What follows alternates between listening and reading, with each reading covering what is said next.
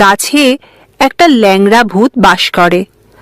ওই গাছের নিচ দিয়ে যেই যেত তাকে গাছের নিচে কিছু না কিছু রেখে দিয়ে যেতে হতো, না হলে ওই বট গাছের ল্যাংড়া ভূত তার কোনো না কোনো ক্ষতি করতই।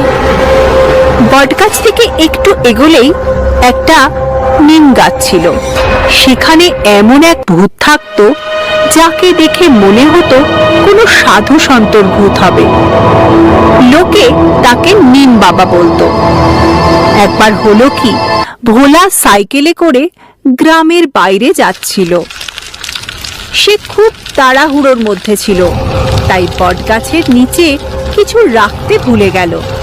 যেতে যেতে ভোলার হঠাৎ মনে হলো যেন কেউ ওকে হাওয়ায় ছুঁড়ে ফেলে দিল।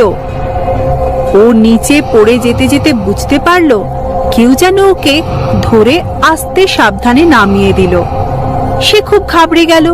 সে আবার যেই সাইকেলে চেপে বসলো, আবার একই ঘটনা। হাওয়ায় কেউ ছুঁড়ে দিল আর একটা শক্ত হাত ওকে সাবধানে নামিয়ে দিল। কি হচ্ছে এটা? সে জোরে চেঁচিয়ে জিজ্ঞাসা করলো, আরে এটা কে যে আমাকে এত হয়রান করছে? তখনই ভোলা একটা গম্ভীর গলা শুনে চমকে গেল, যদিও কারোকে দেখা যাচ্ছিল না। বটগাছে ল্যাংড়া ভূত বলল, তুমি কি ইয়ার্কি করছো নাকি? তুমি জানো না যে এখান দিয়ে যেই যায় সেই কিছু খাবার রেখে তবেই আগে যায়? ভোলা বলল, আমি জানি, মনেও ছিল, কিন্তু এত তাড়াহুড়োয় ছিলাম। আমার মা হাসপাতালে, তাই আর আমি এখানে কিছুই রাখতে পারিনি। কিন্তু সেজন্য আমাকে এত বড় শাস্তি কেন দিচ্ছেন? আর যদি আমাকে ফেলেই দিতে চান তাহলে বাঁচাচ্ছেন কেন? ল্যাংড়া ভূত বলল, আমি কোথায় তোমাকে বাঁচাতে চাইছি?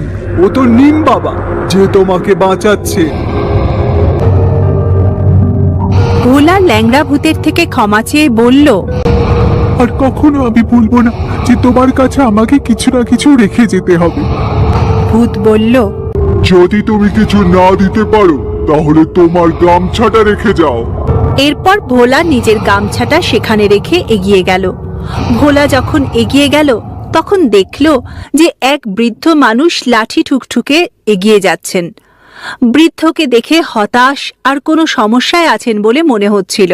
ওনাকে দেখে ভোলা সাইকেল থেকে নেমে দাঁড়ালো আর বলল, আপনি চাইলে আমার সাইকেলে বসতে পারেন। বৃদ্ধ মানুষটি ধীরে ধীরে সাইকেলে চড়ে বসলেন আর বললেন, তুমি জানো না যে এই বটগাছে ল্যাংড়া ভূত থাকে? এখান দিয়ে যারা যাওয়া আসা করে তাদেরও বিরক্ত করে। তখন ভোলা বলল, ওইখানে থাকে এটা সত্যি, কিন্তু ও আমার কোনো ক্ষতি করেনি। ও যখনই আমাকে হাওয়ায় উড়িয়ে দিচ্ছিল তখনই কোনো বলিষ্ঠ হাত আমাকে সামলে দিচ্ছিল। তখন বৃদ্ধ বললেন, তুমি ভুল ভাবছো বাবা, যে তোমাকে ল্যাংড়া ভূত বাঁচাচ্ছিল। সামনের গাছে নিম বাবা থাকেন, যিনি কারো সমস্যা দেখতে পারেন না। তখন ভোলা জিজ্ঞাসা করল, ওনাকে খুশি করতে কি করতে হয়?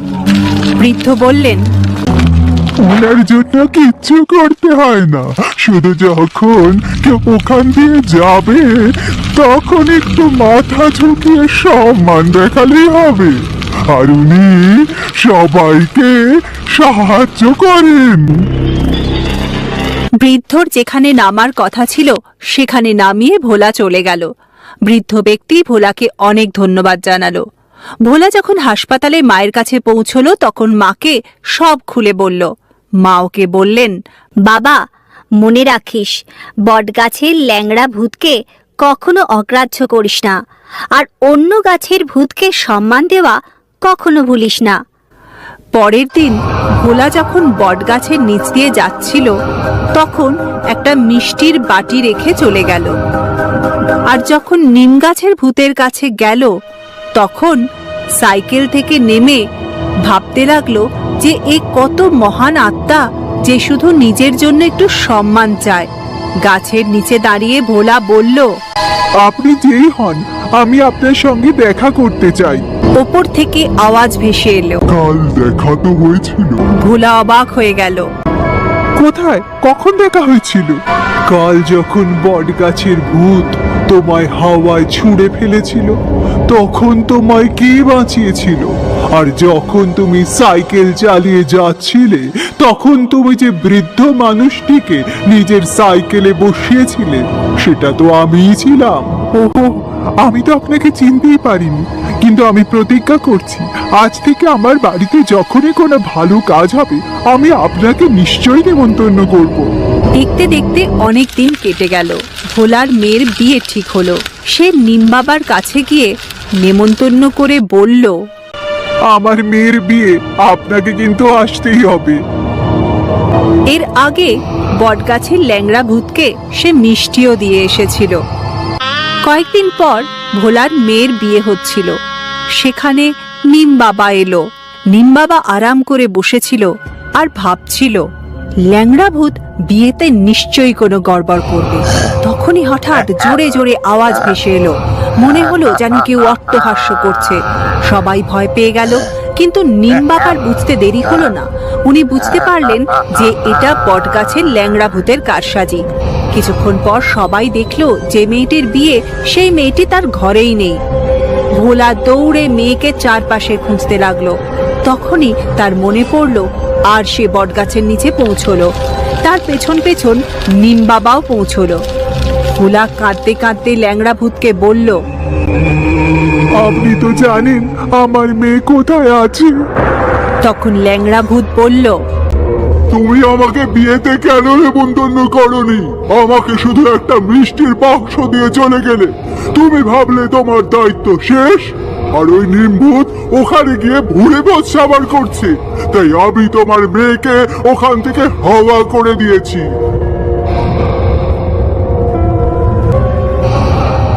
ভোলা কাকুতি মিনতি করতে লাগলো। তখন ও নিজের কাঁধে কারো ছোঁয়া অনুভব করলো। সে দেখলো সেই বৃদ্ধ, যাকে সে একদিন সাইকেলে বসিয়েছিল। তুমি একদম চিন্তা করো না, বাড়ি যাও, তোমার মেয়ে তোমার কাছে ফিরে আসবে।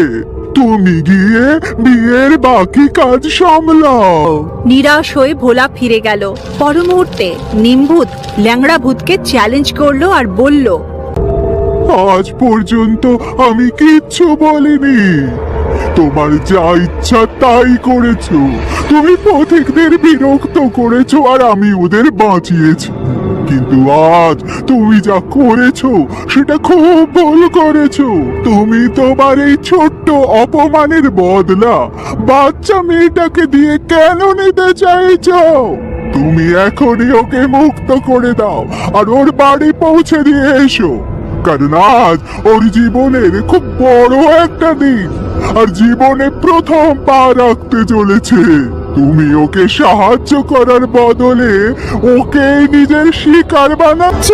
ল্যাংড়া ভূত বলল, তুমি নিজের জ্ঞান নিজের কাছেই রাখো, আমাকে শেখাতে এসো না। আমার ইচ্ছা আমি বুঝবো।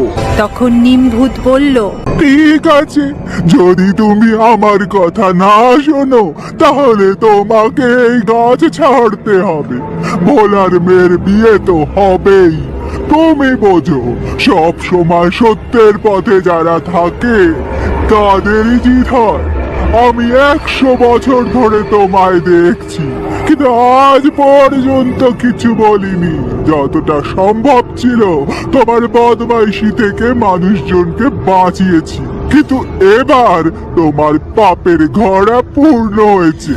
তোমার আর কখনো মুক্তি হবে না। ল্যাংড়া ভূত অট্টহাস্য করে বলল, আরে যাও যাও, আগে নিজের মুক্তি নিয়ে ভাবো।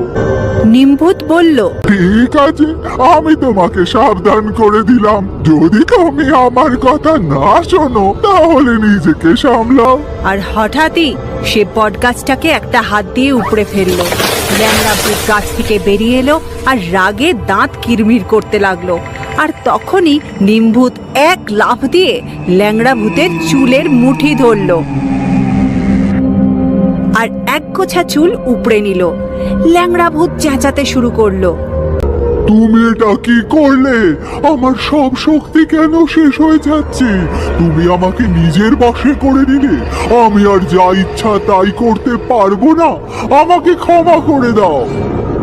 নিমভূত বলল, না, আমি তোমাকে আগেই সাবধান করেছিলাম, কিন্তু তুমি শোনোনি। এবার থেকে তুমি আমার গোলাম হয়ে থাকবে, আর আমি যা বলবো তুমি তাই করবে। ল্যাংড়া ভূত বলল, ঠিক আছে, এবার থেকে তুমি যা বলবে আমি তাই করব। এবার নিমভূত বলল, যাও, আর কখনো কারোর দিকে নজর দেবে না। ল্যাংড়া ভূত এক পায়ে শাঁ শাঁ করে পালালো। নিম বাবা ভোলার মেয়েকে আদর করে নিজের কাঁধে বসিয়ে তার বাড়ির দিকে চলল। ধুমধাম করে ভোলার মেয়ের বিয়ে হয়ে গেল। ভোলা আর ভোলার মেয়ে ছাড়া এই ঘটনার কথা কেউ জানতে পারল না।